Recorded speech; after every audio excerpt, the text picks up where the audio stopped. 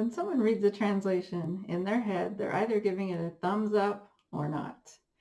In my work as a translation strategist, often I'm called on to evaluate a translation to see if it's ready to be used or not. And I have three simple criteria that I use for this. First of all, does the translation say the same thing as the original document said?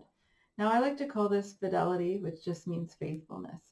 You can sort of get an idea by reading the translation to see if it makes sense, but really the only way to make sure that it says the same thing as the original document is to have a bilingual person compare it. Now, I call this bilingual revision. I go through and I check sentence by sentence to make sure that the translator didn't misunderstand anything from the original document, didn't change anything, add anything, or delete anything. The second criteria is, does the translation flow nicely in the other language? Is it pleasant to read? Now I call that readability. Basically, if I have to read a sentence twice in a translation, it's kind of a clue that there's a problem with readability. And sometimes that's because certain expressions have been translated literally, word for word, instead of using something idiomatic. But also it could be because the terminology is not exact or the wrong prepositions have been used.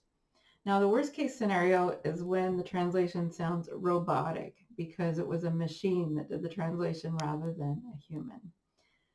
Third criteria, does the translation use proper spelling, grammar, and punctuation? And I call this conformity because written documents have to conform to specific writing practices.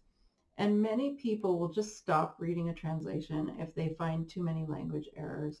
They just find it annoying. So if you want your translation to be useful, it needs to be accurate. So I use these three aspects to help train translators in nonprofits and also in other settings. They're very helpful with people who have not had university translating experience or training.